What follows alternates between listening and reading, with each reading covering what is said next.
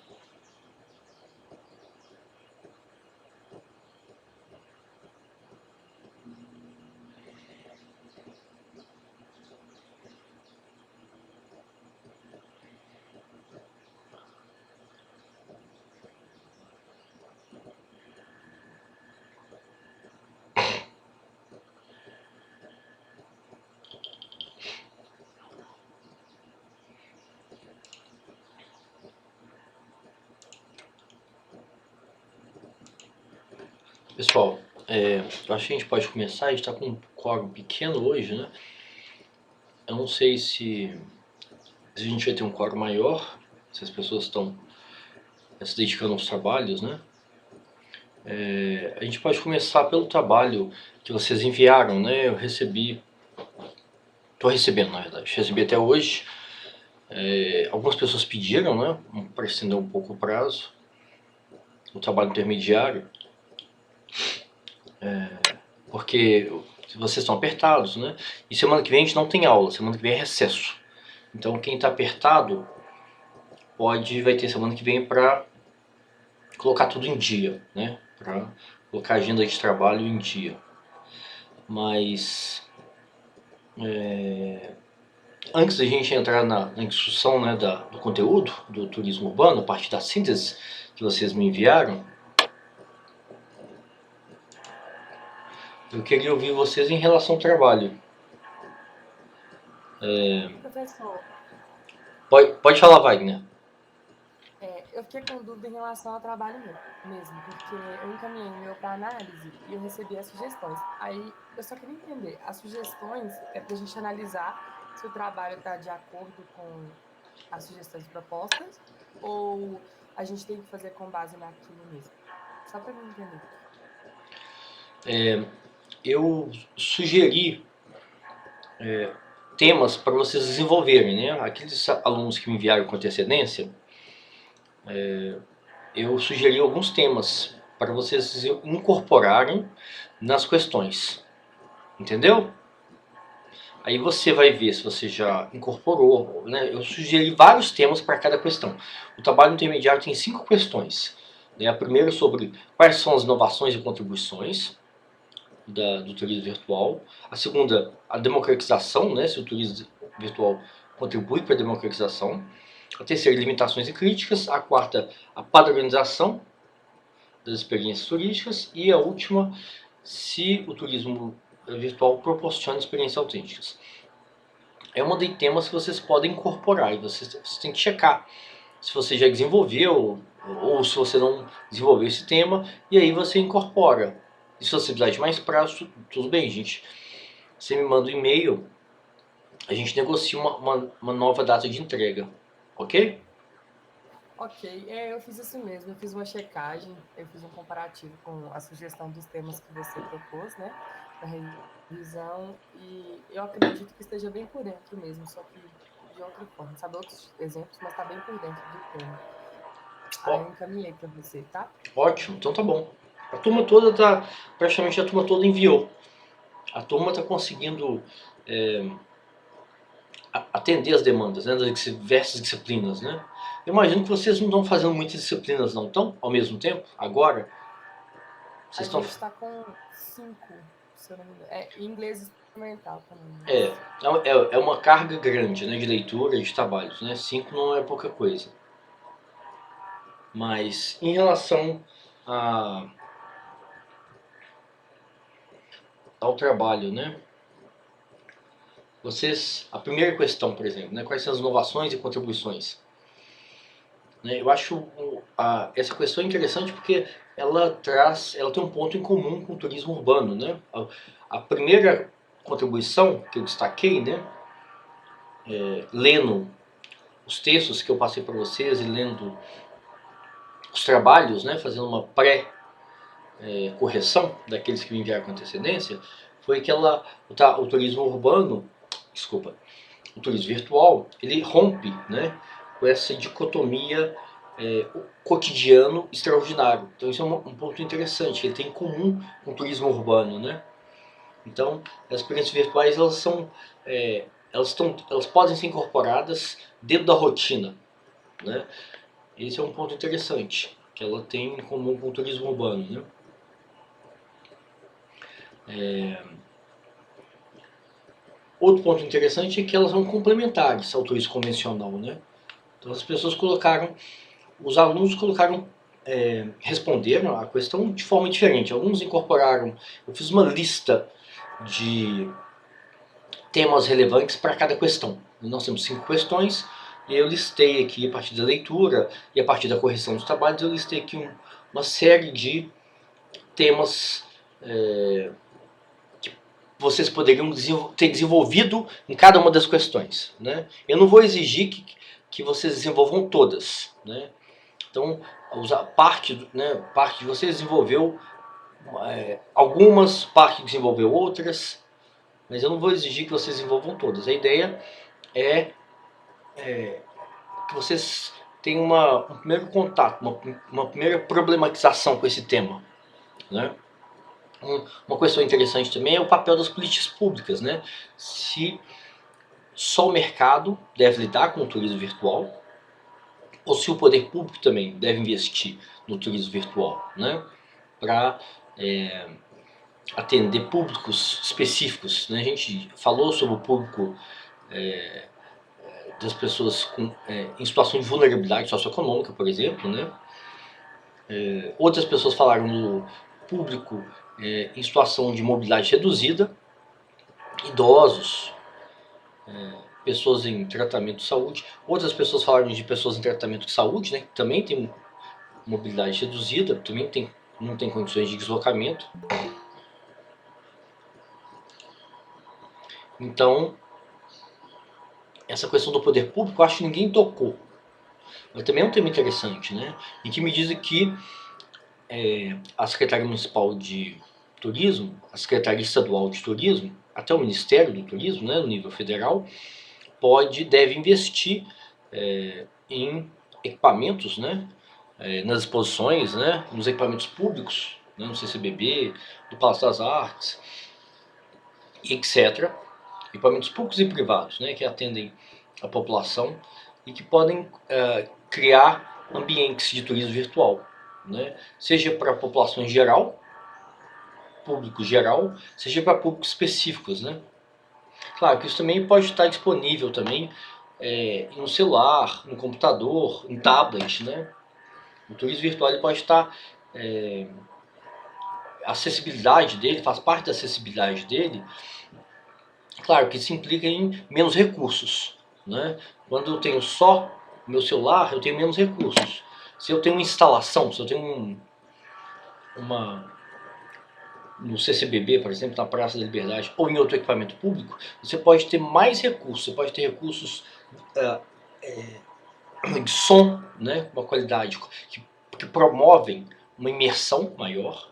Você pode ter mais recursos visuais, de som, de movimento, né? Você pode ter interação também com outros turistas, né? Ou com moradores e guias do território que você está experienciando, né?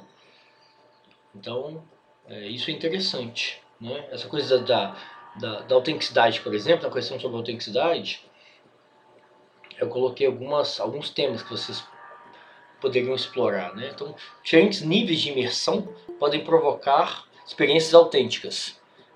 Então, da mesma forma do turismo convencional, no turismo virtual, a gente pode ter, vamos dizer assim, fórmulas mais simples, né? Mais superficiais de experiência, ou fórmulas,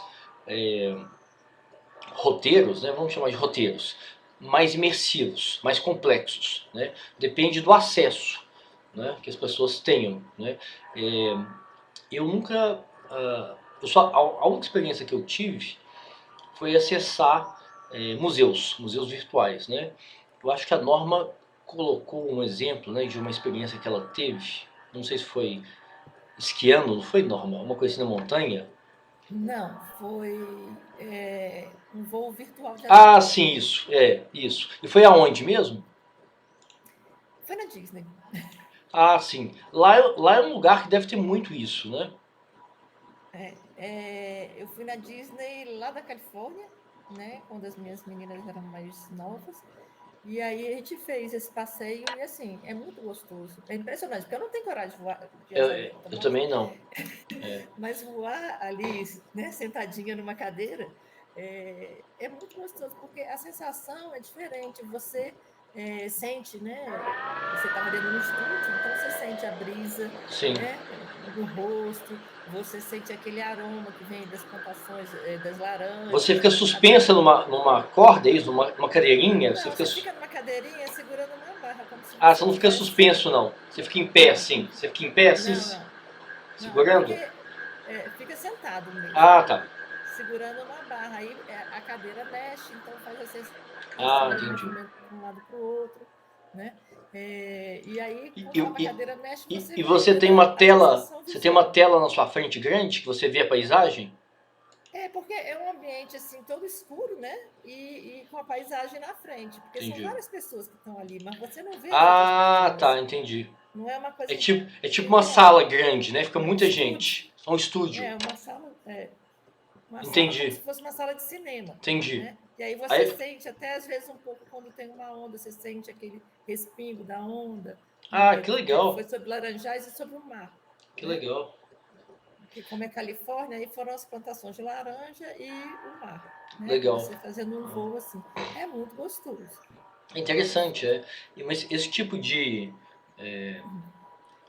sala, né, de um ambiente especial, ele pode aumentar o nível de imersão, né? É muito diferente você ter uma realidade virtual só aqui no celular ou no computador, né? Em casa, por exemplo, que em casa você não consegue esse nível de recursos, né? Então, se você tem esses equipamentos específicos, né, para o turismo virtual, né, para a realidade ampliada, seja em equipamentos privados ou públicos, né? Então, por exemplo, uma imersão em Minas, né, na Minas oitocentista, né, em Minas Gerais, na época que é a capital do estado, que é a capital da capitania, né, era Mariana Ouro Preto, por exemplo, né, que a economia era baseada na mão de obra escrava, por exemplo, né, era baseada na extração, né, de ouro aqui em Minas, né, e aí você investir em recursos, né, para aumentar a imersão, né, de estudantes, por exemplo, crianças, aí é um público geral, né, não seja um público específico, crianças e adolescentes, né, para terem um máximo de informação sobre uma realidade que é difícil de acessar, né, que a gente tem dificuldade de experienciar, né, porque é uma realidade muito distante da gente, né? E que muitas vezes só a leitura, né, só os textos, o acesso aos textos, aos livros, né, as crianças e adolescentes não retêm, assim, tem pouca. Elas precisam de estímulos também, né, estímulos visuais, estímulos de outros meios de informação, né, sobre aquela realidade, né? Então isso é interessante. Então tem muita aplicabilidade, na verdade, né? A realidade ampliada ou o turismo virtual também pode ser incorporado para muitos públicos, né? Para na educação, por exemplo, né? Para aumentar a imersão, né, da gente em temas que são muito complexos e muito distantes da gente, né? Então isso é uma coisa interessante. Essa é a primeira turma que eu passo trabalho sobre turismo virtual, né? Eu já tinha discutido com outras turmas, mas eu não tinha pedido um trabalho ainda, né? Eu achei interessante. Eu vou pedir para as próximas turmas, né? Vou pedir Claro que o contexto também, a conjuntura que a gente está vivendo, né? A gente poderia até ter feito um levantamento, eu poderia até ter pedido uma questão para vocês fazerem um levantamento, né, de sites, de empresas, né, no Brasil, nos Estados Unidos, né, em outros lugares que passaram a investir no turismo virtual. Isso seria interessante também, para a gente conhecer um pouco, né, como que é a publicidade, como que é a promoção, né, quais são os roteiros, quais são os destinos que são promovidos, né, e como que é o nível de imersão, né, se é no computador, né, se é em casa, ou se já há investimento, porque a Disney, é claro, a Disney é uma empresa muito grande, né, mas se há investimento em equipamentos além de parques, né, você pode ter em centros culturais, pode ter em museus, pode ter equipamentos culturais diversos, né, além de parques temáticos, como a Disney, né. Então esse é um tema que eu quero, que eu vou retomar nas próximas turmas, né, e vou explorar mais, né, talvez passar mais textos, ou talvez pedir outros textos, né, que vão analisar a contribuição das políticas públicas, né, na promoção do turismo virtual. Porque existe muito preconceito, mais do que preconceito, na verdade, muito desconhecimento, né, a gente é muito ignorante em relação a esse tema, e aí quando a gente é muito ignorante, a gente tende a ser preconceituoso, né, a gente tende a achar que tem uma visão limitada, né, e preguiçosa da discussão, mas é um tema interessante, né? Então eu queria ouvir vocês em relação a isso, ao trabalho, se vocês, se alguém que tocou no tema das políticas públicas, né? Porque eu não li todos os trabalhos ainda, eu estou recebendo ainda, e se alguém pesquisou, se alguém teve curiosidade de levantar algumas empresas, né? Alguns sites que estão no Brasil, ou fora do Brasil especialmente, né, que estão ofertando esse tipo de experiência. Alguém aqui viu? Que a Disney com certeza tem. Eu não cheguei a pesquisar sobre as políticas públicas, mas na questão dos sites, eu achei um site muito interessante. E, inclusive tem um punhado de palestras, não sei se é palestras, como que vai ser, sobre fazendo passeios virtuais. Se não me engano, semana que vem. Aí você faz a inscrição gratuita. Eu fiz até em um pro Rio de Janeiro. Que legal.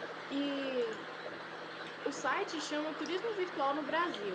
Aí tem vários lugares diferentes. Aí tem, por exemplo, Gramado. Aí você vai conhecer... E você fez gratuito? A inscrição que você fez foi gratuita ou é pago? Gratuita.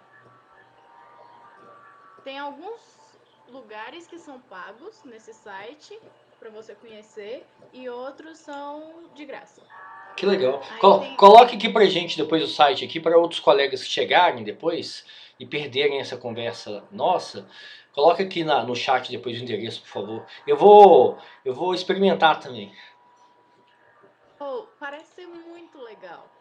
Eu coloquei, se não me engano, foi no Rio de Janeiro. Mas tem Porto Alegre, Maceió, tem alguns lugares que é para conhecer cultura, região, sabe? Pequenininha. E eu achei muito interessante. Também tem aqueles lugares do Museu do Louvre. Eu tentei andar lá dentro do Louvre, mas é muito difícil mexer lá dentro. Encontrei muita dificuldade. Agora, em compensação, na Muralha da China é muito mais fácil. Muralha da China, você anda reto, você consegue olhar de lado. Mas o Museu do Louvre, para aproximar nas pinturas, eu tive muita dificuldade.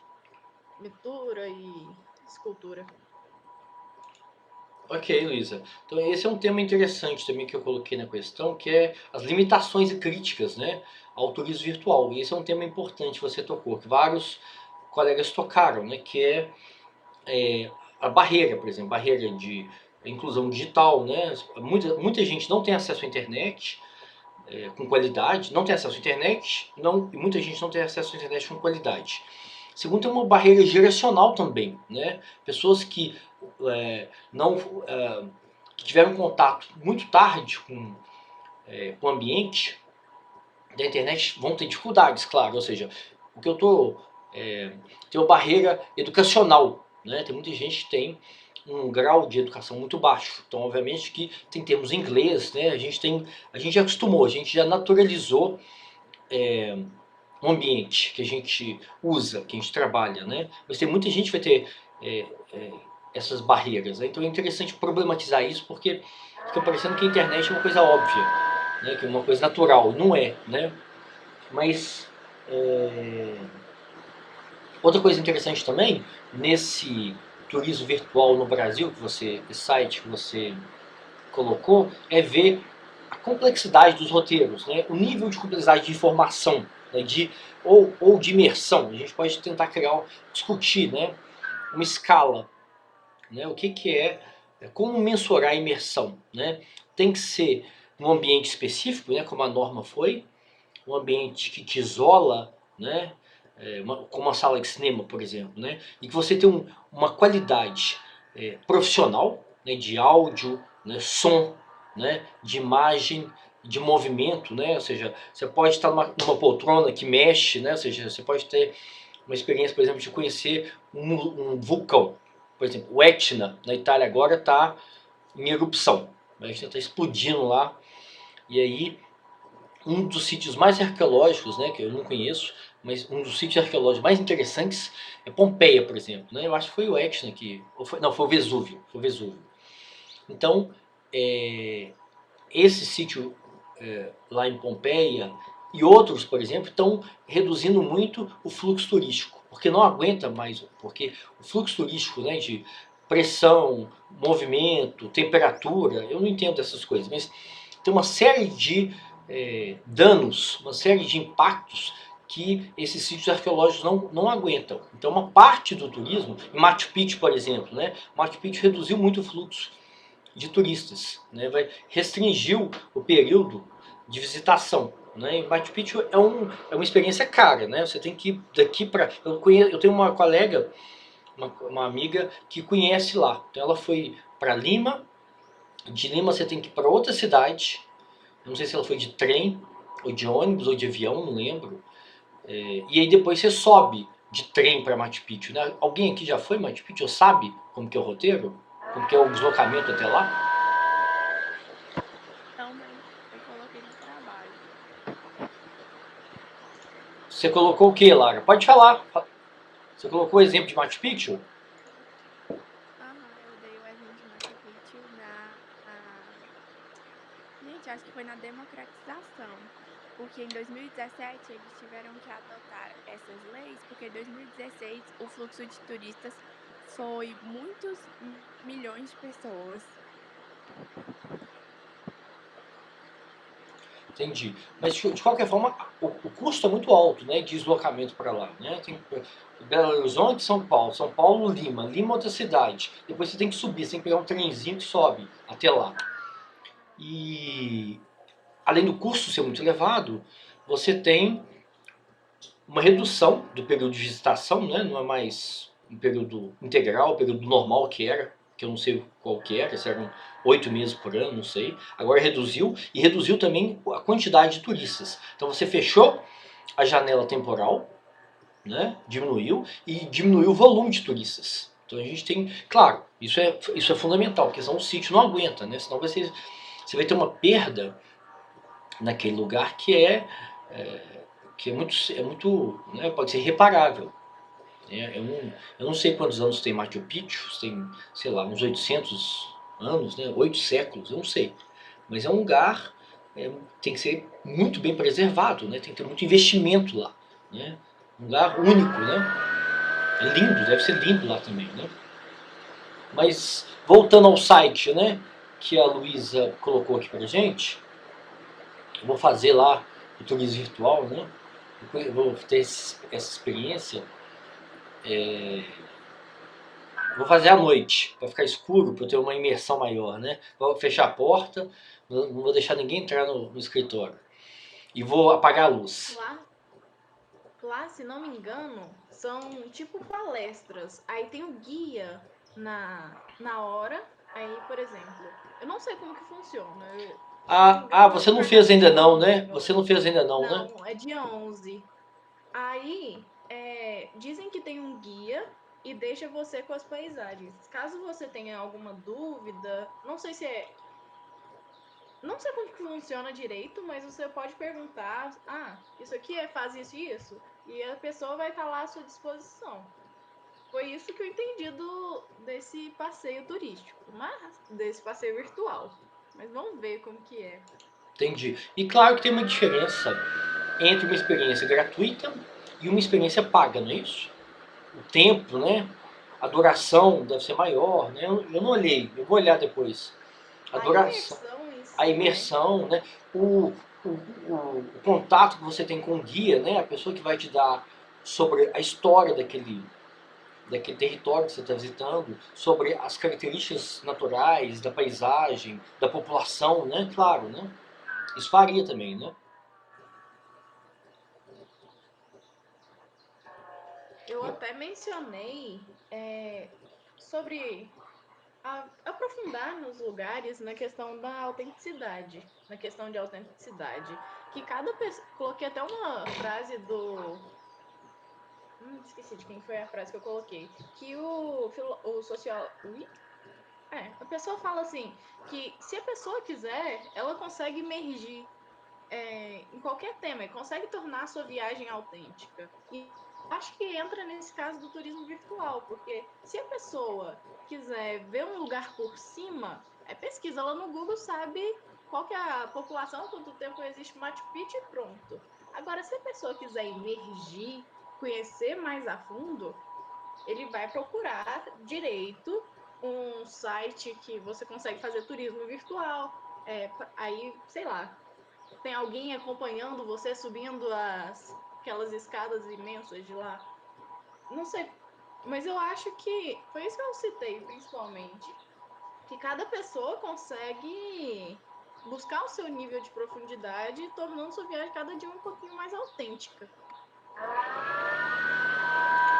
Sim, mas para isso tem que ter acesso também a diferentes níveis, né, de imersão, de informação, né? Então, você pode fazer isso em casa, você pode fazer isso no site, por exemplo, que é um nível de imersão, né, um nível baixo, né? Claro, você pode ter muita informação de casa, num site específico, né? Mas talvez seja necessário acessar um equipamento específico, né, que te isola, né, como esse equipamento lá da Disney, que a Norma citou, né? Talvez seja necessário um investimento nesses equipamentos especiais, né? Mas pode falar, Norma. Esse que a Luísa está falando, ele é mais específico assim, ele tem um horário marcado, então, na verdade, é um tour, né? Que você tem um guia falando, né? Tem alguns que você entra e visita sozinho, né? O que ela está falando eu acho mais interessante, porque vai ter alguma pessoa, né, explicando, como numa viagem real, vamos dizer assim, que não é virtual, né?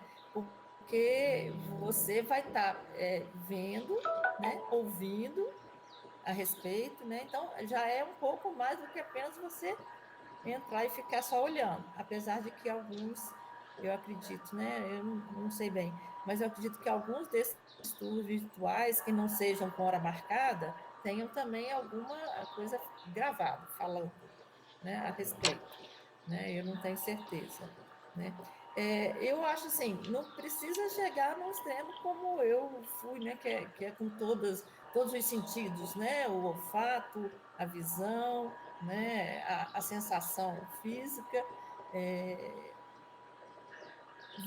a audição, né? Vários ao mesmo tempo. Mas às vezes você numa sala sem ter um movimento, mas tendo um som bom, tendo, né? Uma boa projeção, às vezes até um pouco colocar um aroma, alguma coisa que te remeta aquilo que está sendo visualizado ali, às vezes também passa uma boa sensação de que você está ali naquilo, né? E essa questão do turismo virtual, eu acho que também é utilizada como propaganda, né? Você pode, antes de fazer uma viagem, fazer um tour virtual para ver se aquilo realmente é do seu interesse, fazer aquela viagem, ou te despertar a vontade de ir, né? A partir do momento que você assiste né, um tour virtual, aquilo pode despertar na pessoa vontade. Ah, gostei, quero ir, quero sentir isso realmente lá, né? Então, eu acho que pode ser bem usado é, dentro dos coisas turísticos para captar mesmo pessoas interessadas em fazer, despertar na pessoa o interesse de fazer aquele passeio, né? Eu estava vendo aqui no site que a Luísa colocou, tem até aqui em Minas também, eu vi tem Brumadinho, tem Capitólio, tem outras cidades, né? Eu acho bem interessante. Professor, eu fiz uma pesquisa também de Portugal, um site que faz um tour sobre Portugal. Só que não, tipo, é muito diferente do site que a Luísa passou, porque ele, igual a Ana falou, ele tem vídeos explicando cada lugar, tem links para outros sites sobre o lugar também, sobre um determinado monumento, o lugar, mas é uma coisa muito assim, muito fechada em alguns certos lugares, não tem como explorar além deles, entendeu? Você está falando que não tem um guia, por exemplo, esse que a Luísa falou, ela tem um horário marcado, então você pode, você vai ter a interação com uma pessoa que conhece o território, né, que vai te trazer mais informações. O que você está falando é que você faz sozinho, é isso? Isso, eles te dão todas as informações antes, eles já pré-preparam tudo e deixam lá para você ler, ver, conhecer. Entendi. Mas esse ponto, né, que a norma chamou a atenção é interessante, né? Que o turismo virtual ele é complementar, né? Numa época de barreira sanitária ou de guerra, né? Guerra civil, por exemplo, ou guerra entre países, aí o turismo virtual pode ser exclusivo. A única coisa que a gente pode ter acesso, né? Então não tem como agora você acessar vários países do mundo. Vários países do mundo não tão fecharam, né? Suas fronteiras e seus aeroportos. Agora, normalmente, numa situação de universalização da vacinação, que a gente não vai ter mais uma epidemia, né, vai ter casos pontuais, né, o turismo virtual é complementar. Então isso é interessante. Ele pode ser feito antes, pode ser feito durante a viagem. Se você está num território e lá você tem uma sala especial, tal, o idioma, né, você pode aprender o idioma, pode ser uma forma de você também se apropriar daquele território, daquela cultura com idioma. Você pode aprender espanhol, pode aprender italiano, chinês, né, mandarim, a língua que você a língua do território, né? E pode ser feito depois também, antes, durante e depois, né, do turismo convencional. Vamos chamar de turismo convencional, porque a experiência do turismo virtual pode ser mais autêntica do que uma experiência do turismo convencional, né? É aquele exemplo que eu dei da Copa do Mundo, né? A pessoa pode ir na Rússia e não ter uma experiência autêntica, pode ficar consumir, interagir só com pessoas do grupo dela, né? Ela foi no grupo e aí ela só vai interagir com pessoas desse grupo e consumir a comida que ela já conhece, fast food, por exemplo, né? Não ter nenhum contato com a cultura local. Então ela pode ter um deslocamento caro, né? Longo, extenso, até Moscou ou até São Petersburgo, e não ter uma experiência autêntica, né?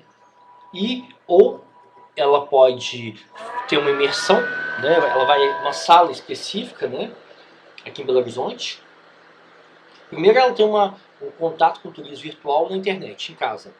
Depois ela vai numa sala, né? Como aquela sala do Boulevard, vocês conhecem? A sala IMAX, que tem no Boulevard. Vocês já foram lá? É o único cinema de Belo Horizonte que tem IMAX. IMAX é um tipo de sala que é especial, ela é gigante, né? Vocês já foram? Alguém já foi? Eu já fui. Então é ótimo. Quando eu quero ver um filme de ação muito bom, eu vou lá. Então eu vi aquele filme, por exemplo, sobre a Segunda Guerra. Tem 1917 que eu vi lá, mas tem um outro sobre a Segunda Guerra que eu gostei mais. Então eu assisti lá. Então é uma sala gigantesca, né? O som, a qualidade do som, tal.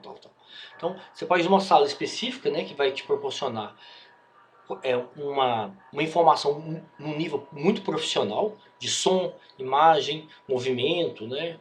Sensação de odor, sensação de temperatura, pode aumentar a temperatura, pode diminuir a temperatura, né? Ou seja, essas salas podem ter muitos recursos, né? Então é muito rico, né? E a experiência pode ser mais autêntica do que uma experiência convencional.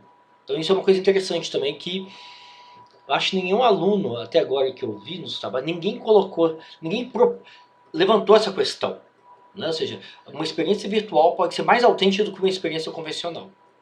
Pode, claro, né?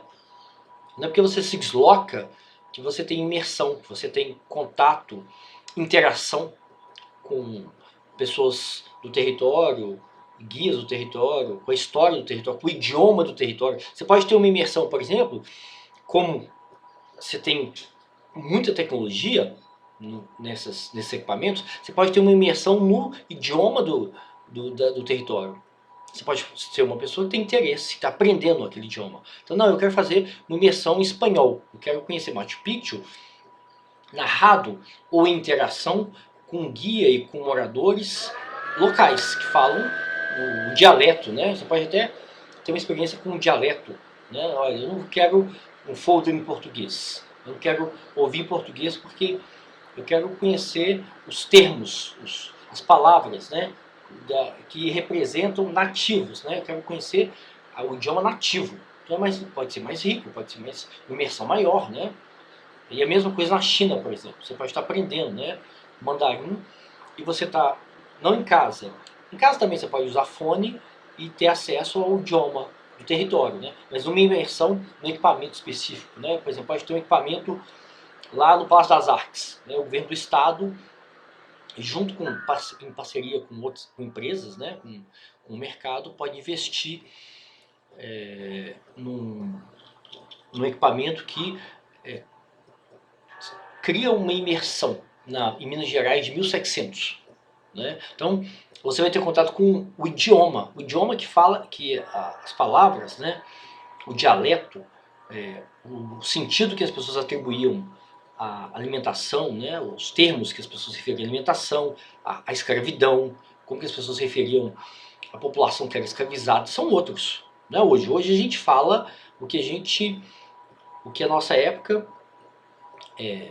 estabelece pra gente, né? Tem um termo em alemão que chama Zeitgeist. Zeitgeist é o espírito da época. Então a gente está imerso no espírito da nossa época. Mas se você quiser ter uma imersão mesmo, né, que uma pessoa é tratada como animal, né, uma imersão que não tem nenhum tipo de parâmetro da nossa época, do nosso espírito de época. Nosso espírito de época, você vê uma pessoa ser tratada como animal, você vai a representação disso ela é sempre diferente.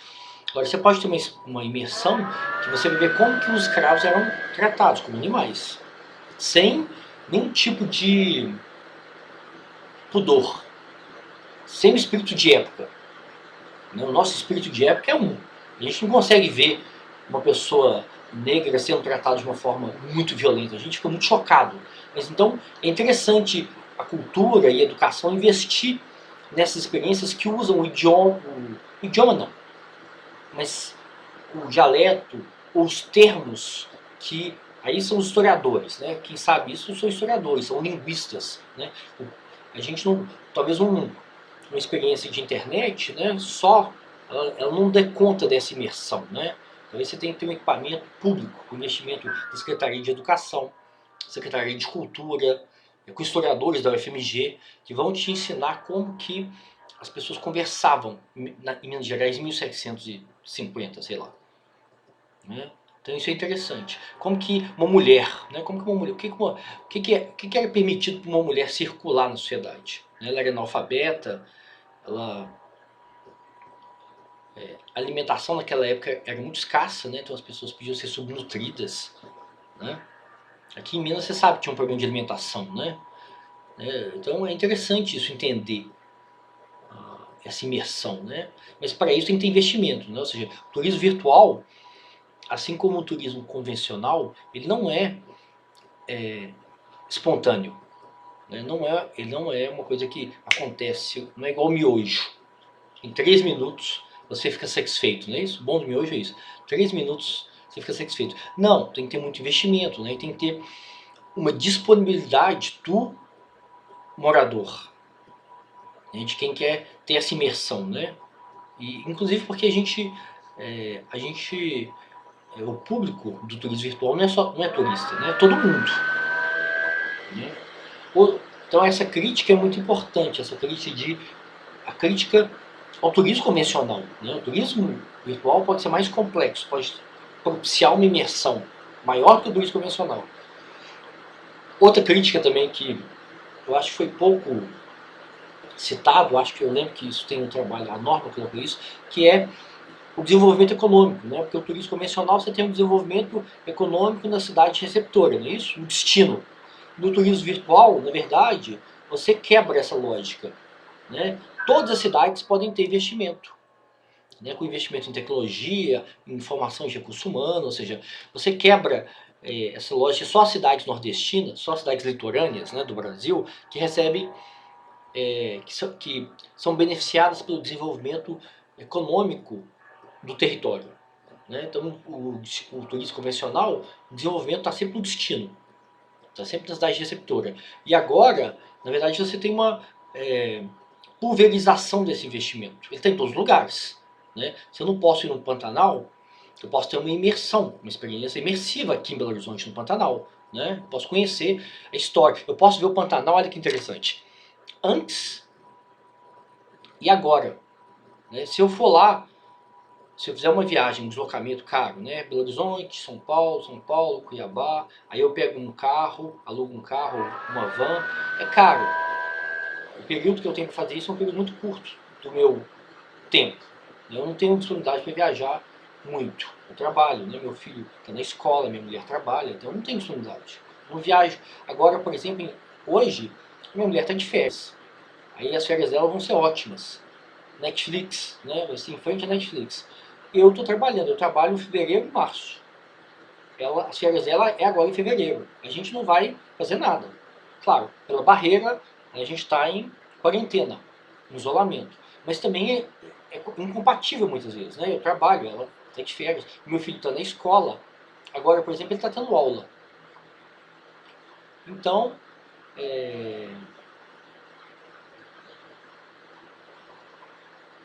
qual que era o ponto mesmo? O que eu estava discutindo? Do desenvolvimento da pulverização dos recursos, isso. Então, isso é um ponto interessante. Eu acho que poucos de vocês destacaram isso, né? Que agora, na verdade, a gente pode ter uma pulverização dos investimentos no turismo virtual em todos os locais. Não tem mais destino, né? Inclusive porque o turismo virtual ele não concorre com o turismo convencional. Ele é complementar, né? Na medida que você puder ter uma experiência no Pantanal, você vai. Mas se você fizer uma viagem para o Pantanal hoje, você não vai ter uma noção do que é o Pantanal. Então só o turismo virtual, aí é exclusivo, olha que interessante. Só o turismo virtual vai te mostrar o mesmo local que você foi, uma lagoa, uma área de jacaré, antes de 2020, né? Porque vocês sabem, vocês acompanharam o que aconteceu no Pantanal em 2020, né? Eu acho não sei se foi 1/3 do Pantanal foi destruído. Vocês viram isso na televisão? Vocês acompanharam, né? Foram os maiores incêndios. Sim. Os maiores incêndios. Destruiu. Vocês viram as onças, os animais queimados? Então, aquilo arrasou. Então, só o turismo virtual te permite uma imersão antes de 2020 e em 2020. O que aconteceu agora, né? O que aconteceu depois de 2020? E você comparar, né? Com mapa, você comparar com fotografia, com imagem, com informação, com guia local que conhece a região, né? Com moradores, né? Então isso é uma coisa interessante também. A gente tem uma experiência de imersão que a gente pode conversar, pode ser síncrona, né? Ou seja, você tem uma imersão, você conversa com um guia ao vivo, você conversa com um morador em loco lá. Então isso é um tipo de experiência também muito mais rica do que só um site, né? Mas então, gente, mais alguma limitação que vocês querem destacar? a discussão sobre autenticidade, né? Na discussão sobre autenticidade, que eu vi nos trabalhos, que eu recebi até agora, eu dei uma olhada, né? Rápida. Eu só vou corrigir depois que eu receber todos. Mas o que eu vi até agora, as pessoas pediram, que me enviaram com antecedência, deu uma pré-avaliada, né? Ninguém tocou nessa questão, né, de que o turismo virtual pode ser mais autêntico do que o turismo convencional. Claro, não é ficar em casa, você tem que ter uma imersão, você tem que estar num ambiente específico, né? No caso do idioma, por exemplo, você pode aprender, né, o idioma para você, ou você pode ter um contato com um dialeto ou com o idioma do seu país ou do seu território de 3 séculos atrás, né?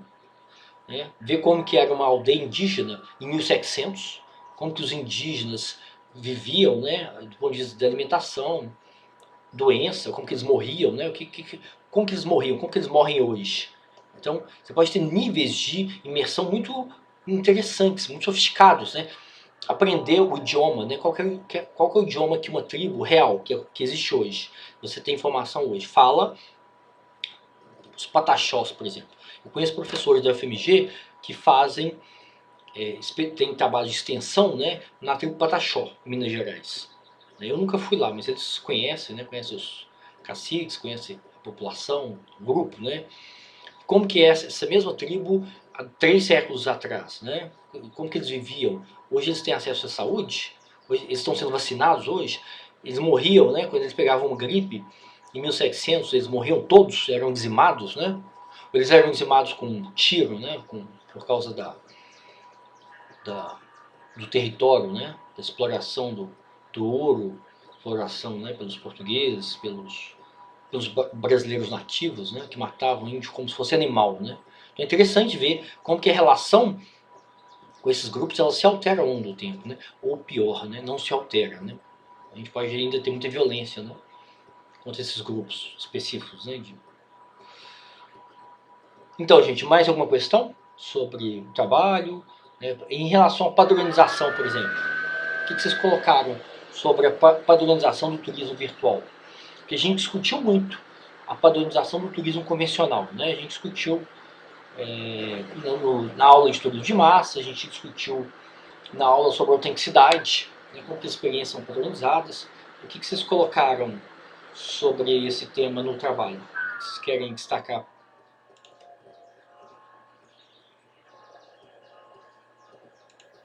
Eu coloquei mais sobre. Eu citei o exemplo que eu dei de Portugal, né? Eu falei dessa limitação que o turista acaba perdendo a autonomia de escolha dos lugares que ele quer viajar, que ele quer conhecer, na verdade. Ele não tem uma imersão completa. Eu coloquei tipo isso.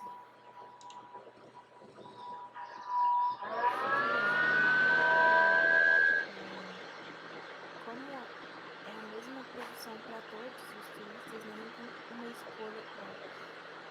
Então acaba padronizando. Larissa, fala mais alto, tá muito baixinho o seu som. Fala mais alto, por favor. Ah, desculpa. Eu coloquei que como é algo criado antes, né? Então o turista não tem muita escolha da experiência que ele tem. Até porque é a mesma coisa, né? Como eu falei. Então é por isso que eu falei que era padronizado.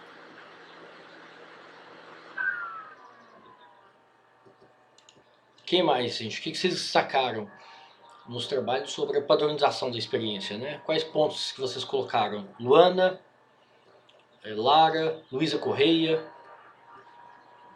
o Wagner, o que vocês colocaram? Professor, eu coloquei que, de certo modo, ele padroniza, sim, as experiências turísticas, né? Porque as tecnologias, elas vêm mesmo para melhorar a vida das pessoas, nesse sentido do mundo digital.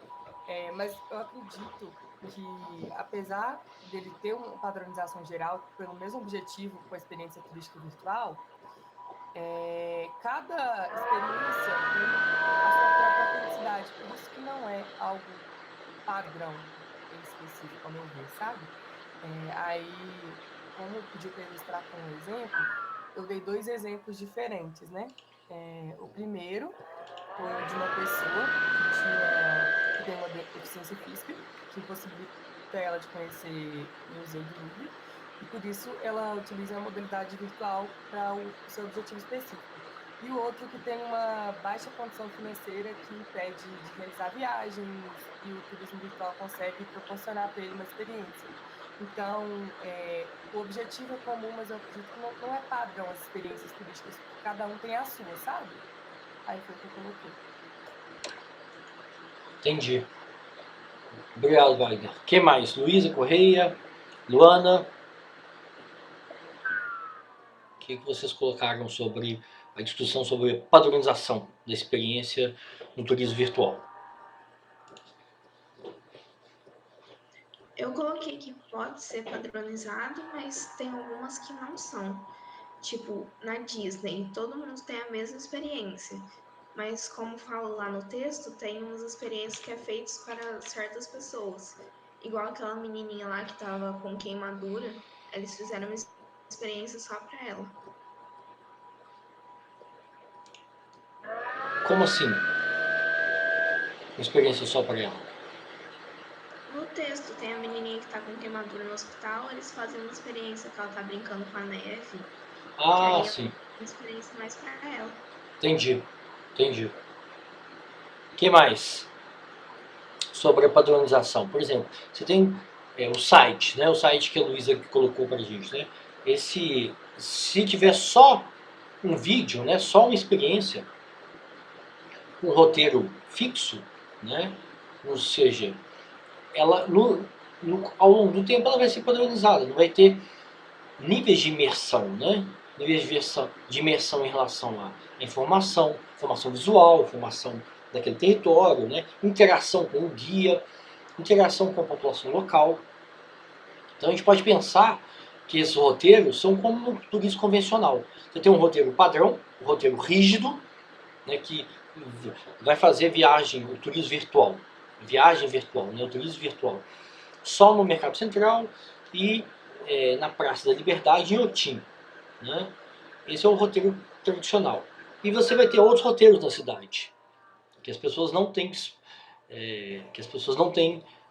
contato, né? Não têm informação pela publicidade. As pessoas desconhecem Belo Horizonte. Então elas vão conhecer o cemitério, por exemplo, do Bonfim, né? Vão fazer uma visita virtual, vão conhecer a Loura do Bonfim. Vocês conhecem as histórias, né, dos fantasmas e de Belo Horizonte, né? Então, da mesma forma que a gente tem roteiros rígidos e fixos no turismo convencional, a gente pode ter também, né? Eu não sei se as pessoas colocaram nesses termos no trabalho, não lembro, né? Mas é sempre interessante comparar com a mesma perspectiva, com a mesma lente, o turismo convencional e o turismo virtual. Você vê que eles podem ter muita coisa em comum. Então você pode ter roteiros rígidos, né? Pode ter 3 roteiros em Belo Horizonte, né, para apresentar para os turistas, né, no turismo convencional: Pampulha, Centro-Sul e Inhotim. E pode ter roteiros rígidos também no turismo virtual, sobre a Pampulha, sobre a regional Centro-Sul e sobre Inhotim, né? Então, é sempre interessante comparar, ver o que eles têm em comum, né? E não contrapor. Não necessariamente o turismo convencional permite uma imersão maior do que o turismo virtual. Não necessariamente, né? Ou seja, as mesmas características que a gente analisa o turismo convencional, a gente pode analisar o turismo virtual e vice-versa. Por exemplo, quantidade de roteiro, se os roteiros são rígidos, níveis de complexidade, de imersão desses roteiros, né? E a gente pode pensar isso em Belo Horizonte, no seu território, pode pensar isso em territórios com, por exemplo, com outros idiomas, né? Que a barreira do idioma é importante, né? Que muitas vezes os turistas, quando viajam para esses territórios, eles não falam, eles não abrem a boca, não tem interação, né? Porque o idioma é uma barreira, né? Então isso é interessante também. Essa questão da padronização e da autenticidade, né? Então a mesma pergunta, a mesma discussão sobre a autenticidade para o turismo convencional, você pode fazer para o turismo virtual. Né? Uma coisa que eu acho interessante no turismo virtual, você pode utilizar recursos hoje em dia de drone e ter uma visão diferente daqueles pontos, né? Que o turista não teria. no turismo convencional não teria. Não teria, exatamente. Isso pode ser complementar, né? Pode ser complementar. Existem algumas propagandas até com voos de helicóptero, né? Que fazem um turismo diferente, mas assim, você falou hoje do vulcão, né?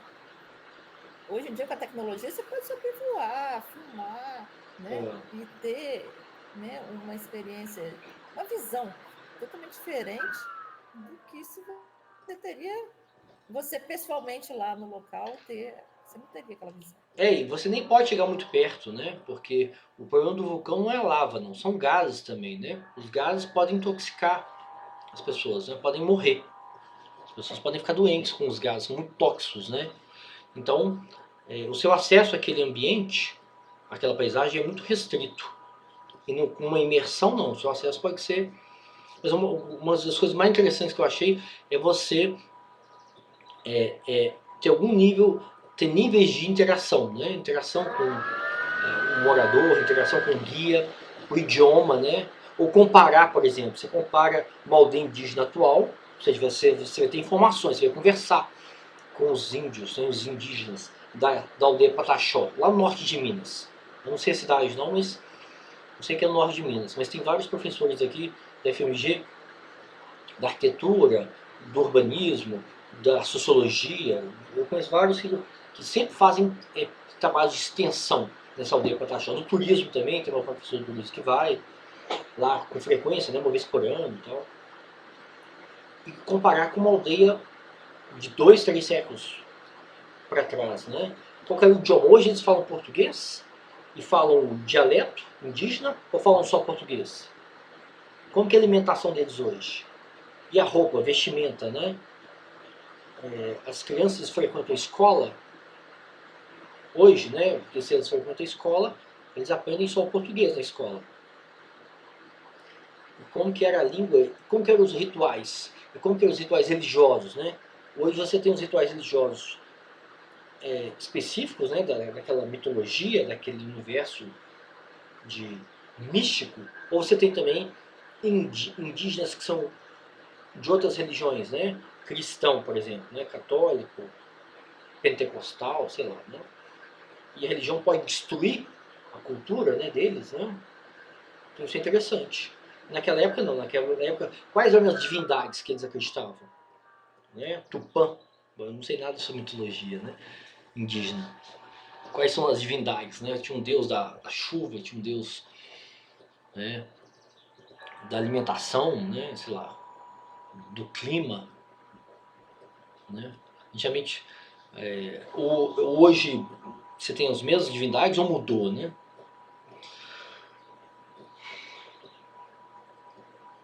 Então isso é interessante, né? A mortalidade, qual que é a expectativa de vida naquela época, né? E hoje, né? Você teve uma mudança, né? Mas claro, para isso, eu queria ouvir agora a Priscila. Priscila, você tá aí? Tô chamando todo mundo e não chamei a Priscila.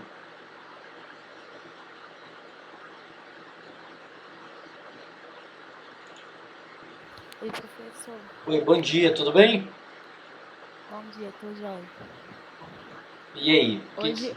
que você queria, qual exemplo você pode trazer pra gente sobre padronização, ou sobre experiências autênticas no turismo virtual? Você pesquisou algum site também sobre turismo virtual? Eu olhei um site, mas só que eu salvei o link dele, porque eu às vezes eu não gravo bem os nomes não, para entender melhor sobre como que tá o turismo virtual. Inclusive eu achei que tem muito mais coisas do que eu imaginava. Eu achei que era um trabalho mais reduzido, né? Mas tem muitas movimentações.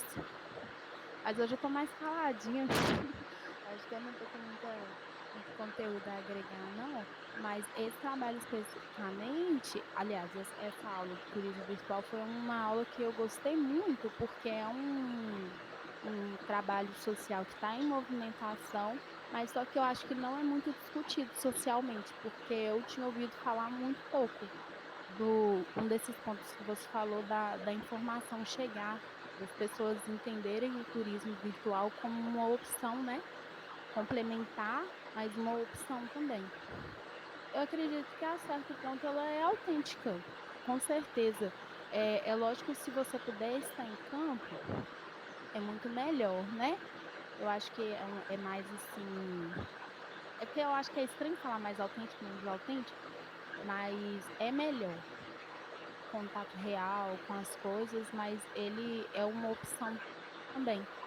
A questão de o acesso por causa da questão socioeconômica e outros fatores, ou uma questão atípica, igual essa que a gente está vivendo da pandemia, mas é muito bacana.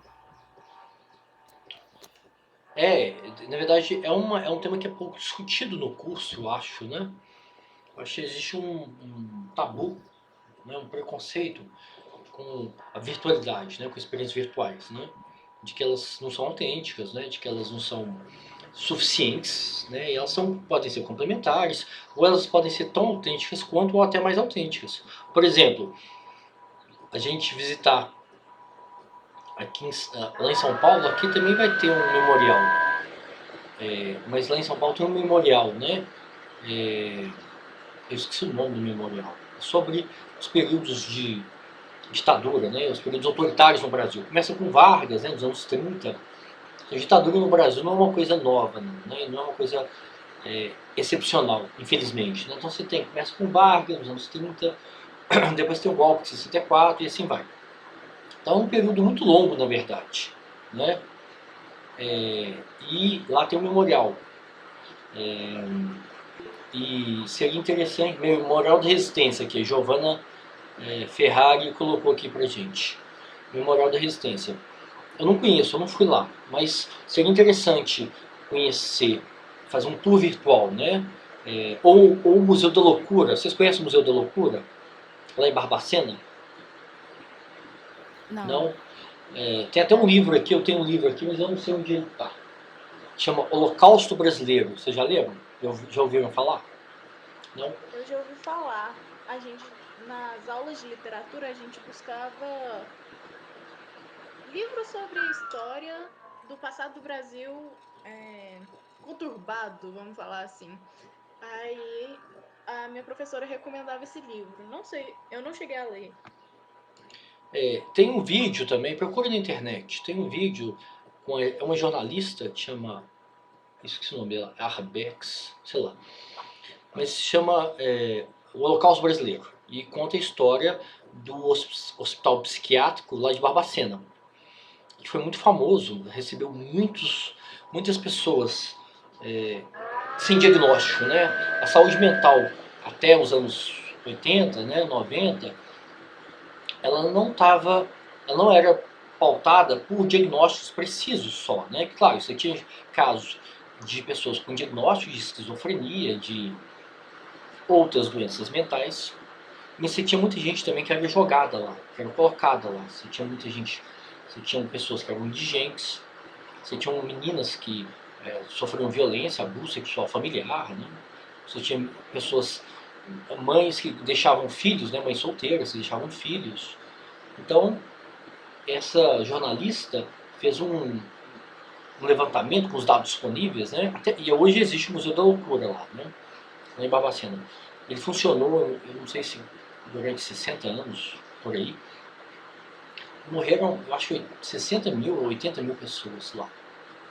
É um negócio assim, difícil de processar, né? Porque a violência contra as pessoas era institucionalizada, né? As pessoas, elas não morriam por causa só do tratamento, elas morriam por negligência, né? Porque as pessoas eram jogadas lá, eram confinadas, né?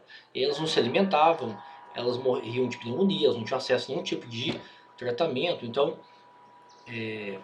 visitar o museu de loucura lá em Barbacena pode ser uma experiência rica, mas ter uma imersão com muita informação, né, que mostra imagem, vídeo, fotografia, o número de pessoas, ou seja, pode ser uma imersão muito mais rica do que só a visita, porque hoje ele tá fechado, né? Hoje, ou seja, você tem imagens de como que ele funcionava, isso que eu estou chamando a atenção.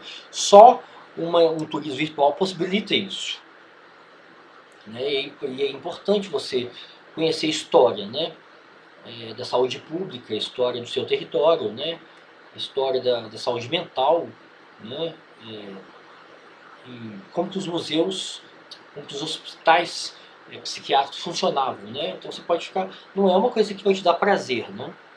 A não ser que você seja sádico, mas vai te dar muita informação, vai te contar muito sobre a história daquele território, a história de como que as pessoas que eram consideradas desviantes, né, do ponto de vista sexual, né, pessoas que eram gays, que eram lésbicas, né, pessoas que tinham trajetória de vida na rua, por exemplo, mulheres, né, que engravidavam, que sofriam violência sexual, né, como que crianças que tinham trajetória de vida na rua, como que as pessoas que eram consideradas desviantes, como que elas eram presas naquele ambiente, né, naquela instituição, e como que elas sofriam, né? Então é horrível. Elas eram isoladas, né, da sociedade. Isso. Era um isolamento. Eles não tinham acesso à alimentação, tratamento de saúde. A maioria das pessoas não tinham sofrimento mental. Elas passam a ter, depois de ficarem lá, décadas, anos, décadas. Imagina, você fica louco. Aqui perto da minha casa. Qualquer pessoa que não tivesse um comportamento considerado desviante, mal né? pela família, né? Era isolado, né? Assim, a gente não quer conviver com isso. Mas é impressionante. É impressionante como que o espírito da época, né? Ele tolerava esse tipo de coisa. Como que você faz isso hoje em dia? Hoje em dia a gente tem outro zeitgeist, outro espírito de época. Então como que você pega uma pessoa e joga lá, né? Um filho tem síndrome de Down, por exemplo. Uma criança tem síndrome de Down. Você joga ela lá e aí depois de alguns anos ela passa a ter problemas de saúde mental e depois ela morre. Porque ela não tem uma vida comum, né? Mas se aquelas pessoas tivessem uma vida comum, elas iam viver muitos anos. Mas ali, presa ali, você não vive, você morre, você vai definhando, né? Você morre de fome, de desnutrição, e etc, né? Então é muito chocante, né? Mas é necessário conhecer, né, a história do seu país, a história da saúde, das políticas públicas de saúde mental, né? Então essas instituições é que geraram um movimento nos anos 80, 90, né, que é o movimento antimanicomial. Né, no mundo inteiro isso aconteceu, não foi só no Brasil, foi no mundo inteiro, né? Então aqui perto da minha casa, eu moro aqui na Pampulha, né, tem um hospital, o hospital está abandonado, chama Hospital Felipe Pinel, é a famosa Pinel. Já ouviram falar da Pinel? Então era... Lá no Rio também é a Clínica Pinel, que é mais famosa. Esse médico é um dos criadores, né, dessas instituições de tratamento de saúde mental. Felipe, com H, PH, é um francês, né, Felipe Pinel. E aqui pertinho tem, então de vez em quando eu fico fazendo caminhadas, né, com meu filho, aí a gente entra lá, assim, é um negócio, a gente não entra no prédio não, mas a gente entra pertinho, assim, no terreno do prédio, sabe? É um negócio assustador. É filme de terror, assim, tortura, 10, né? Aí eu mandei ele ler sobre ele ficou impressionado, né? Aí eu mandei ele ler sobre esse hospital psiquiátrico, né? Como que as pessoas eram tratadas, quantas pessoas morreram lá, né? Então é um negócio muito doido, né? E só é possível ter uma imersão nessa realidade através do turismo virtual. Então, hoje em dia elas estão fechadas, né? Outra experiência também interessante é o Carandiru. Vocês já ouviram falar da maior prisão? Né? O Carandiru, na época, era a maior prisão da América Latina, eu acho. Sabe quantas pessoas estavam presas no Carandiru? 5 mil pessoas, sei lá, 5 mil. É um complexo penitenciário, né? E hoje não existe mais. Você sabe o que existe lá hoje no lugar do Carandiru? Museu? Tem um memorial. Tem um memorial lá. Tem uma... Sempre que a gente faz uma tragédia, a gente, eu tô falando a sociedade, né? A humanidade. Sempre que a gente faz uma tragédia, a gente faz um memorial. A gente faz uma coisa... um genocídio, né? E aí a gente faz um memorial. Então lá tem um memorial, tem uma biblioteca também, eu acho, tem um parque. Depois vocês entram. Né? Vou fazer igual eu fiz com meu filho, né? Então vamos descobrir as nossas mazelas, né? As nossas desgraças. Então, olha o que tem lá. Tem um memorial, uma biblioteca e um parque. O que aconteceu lá no Carandiru, né? A polícia matou mais de 100 pessoas a sangue frio, é isso. Ela executou mais de 100 pessoas, né? E o Carandiru é diferente das prisões hoje, que existem no Brasil. Vocês acham que ele é diferente? Não. O Carandiru não existe mais. Né? Então, talvez uma experiência de turismo virtual, em conhecer a realidade, né, da população prisional. Né? Você sabe qual que é a população prisional do Brasil? Qual que é o tamanho dela? A quarta maior do mundo. Né? O Brasil tem 760 mil presos. A quarta população prisional do mundo. Só perde para os Estados Unidos, tem 2 milhões e 500. A China, a Rússia e o Brasil. Então, o sistema penitenciário brasileiro é 10. Né? 10 assim. Não tem alimentação, tortura, as pessoas ficam doentes, né? Você tem um nível de adoecimento, de morbidade, né? De mortalidade altíssimo. Né? Então, talvez o turismo virtual seja uma opção para conhecer a história, né? E a história passada e a história presente. Porque uma coisa é você conhecer, fazer um tour por Auschwitz, né? Você acha que passou. A gente acha que a história passada ela não acontece mais, não é isso? Você vai conhecer um campo de extermínio. Aconteceu com os judeus, foram os alemães que mataram, né? Aconteceu na década de 40, tudo bem. Não, é interessante ver a história passada e a história presente do seu país, do seu território. Você vai conhecer a história passada do Carandiru e vai fazer um tour virtual pelo sistema prisional de Minas Gerais. Conheci a Nelson Hungria. Eu conheço, porque a minha formação é em Sociologia do Crime, né? Então, eu sou professor de Sociologia, mas eu também sou pesquisador. Então, eu trabalho num centro de pesquisa do Departamento de Sociologia, que chama CRISP, né? Criminalidade e Segurança Pública. Então, lá a gente trabalha com capacitação e diagnóstico e relatórios, né, para o governo do Estado, para o Ministério da Justiça, para a Prefeitura. Então, a gente já fez muita pesquisa para a Prefeitura de Belo Horizonte, para o governo do Estado, para o governo federal, etc. Então a gente lá produz muita informação. Então, talvez essa seja uma experiência rica sobre a nossa realidade, né? Então conhecer o passado, o Carandiru, e conhecer hoje o sistema prisional, né? Que tem a ver com a gente. Não tem a ver com os alemães, não tem a ver com a Segunda Guerra, né? É a nossa realidade. Então o turismo virtual pode ser também uma forma de acesso. Porque ninguém aqui vai fazer tour em prisão, vai? Alguém aqui tem coragem de conhecer? Eu conheço porque eu já visitei. Visitei, mas né, com autorização, né? Você faz revista, né? Os pesquisadores não fazem revista íntima. Vocês sabem como que é revista íntima? Quando os familiares vão visitar os presos, né? As mulheres vão visitar os maridos, a mãe vai visitar o filho, e etc. Tem revista íntima. Vocês sabem como que é? Então, não dá para submeter a revista íntima. É muito constrangedor, muito humilhante, muito invasivo. Né? Então, o turismo virtual te permite ter acesso a foto, a imagem, a vídeo, né? Ao cheiro do local, ao número de pessoas presas, né? Como que uma cela cheia, lotada, né? Então, o turismo virtual, na verdade, é muito mais do que entretenimento, muito mais do que diversão, né? Aqui a Priscila falou que ela já fez estágio numa penitenciária. Um ambiente muito pesado, a Priscila falou, né? Qual penitenciária que você fez, Priscila? E que tipo de estágio que você fez?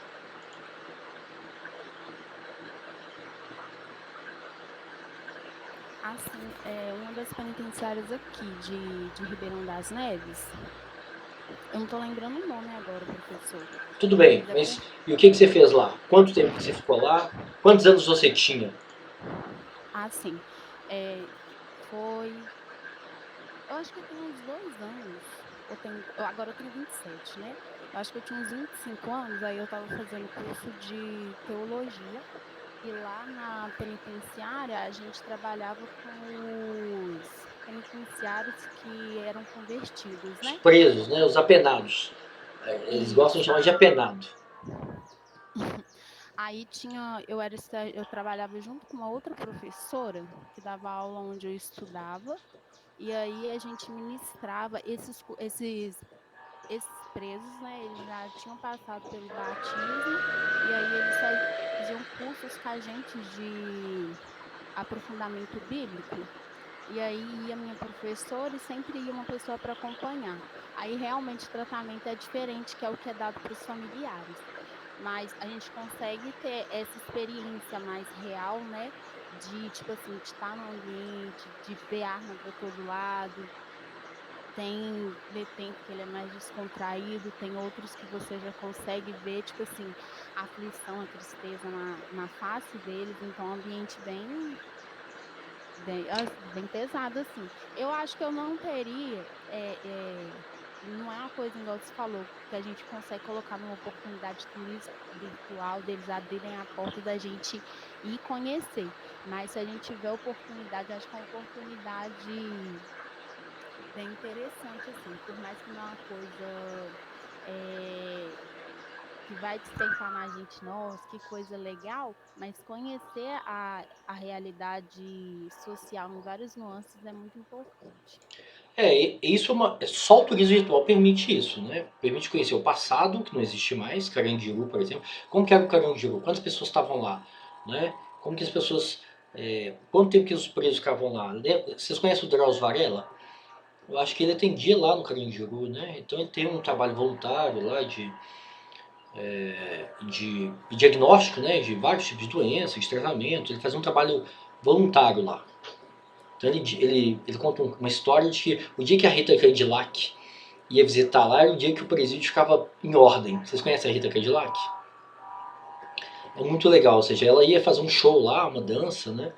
E aí os presos, era o dia, são 2 dias que o presídio pode virar, ele falava. É dia de visita, se a visita é interrompida, se não acontece a visita, aí o presídio vira. Ou seja, as pessoas vão sair das celas, vão ameaçar os agentes penitenciários, pode ter violência, pode ter morte. Vão brigar entre eles, os grupos, né? Porque lá tem um monte de facção, um monte de grupo, né?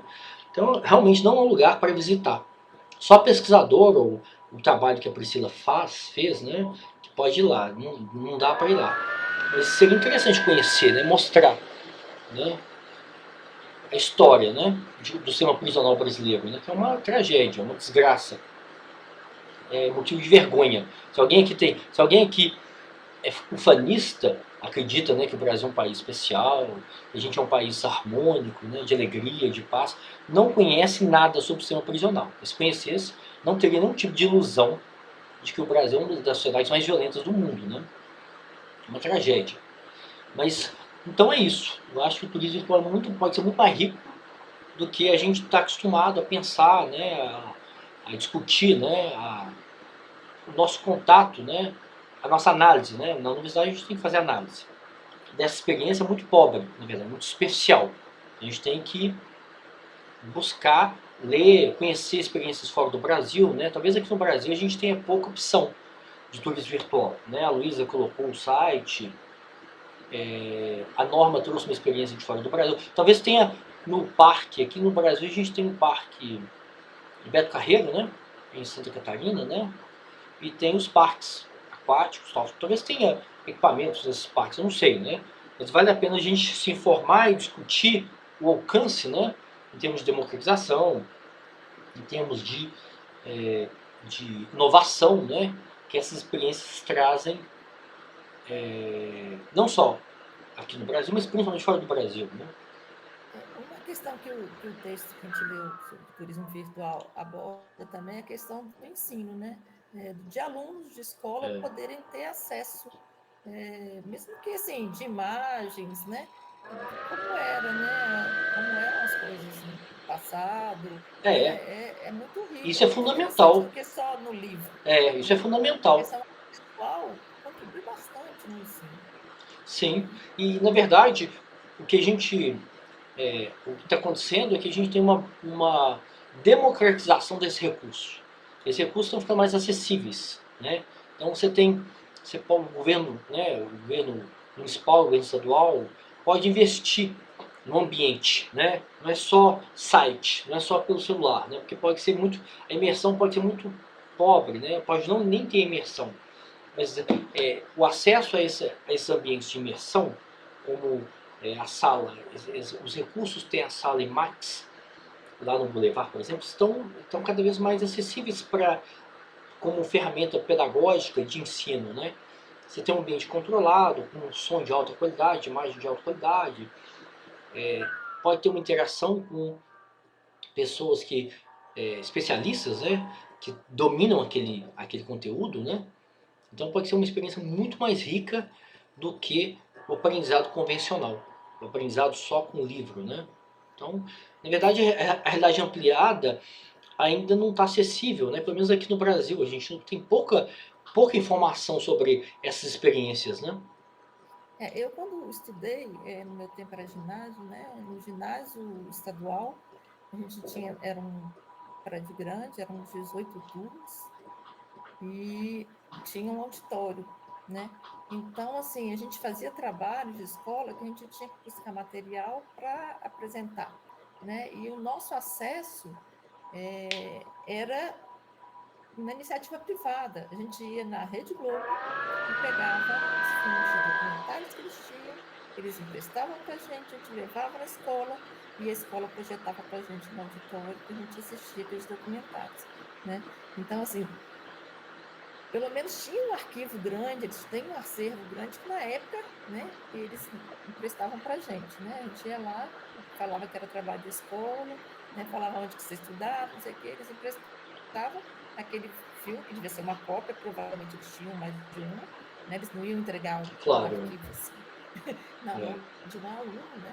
E aí você ia e apresentava na escola, mas assim, nós tínhamos que ir atrás, porque a escola não tinha. Né? A gente tinha que fazer essa pesquisa e levar para a escola.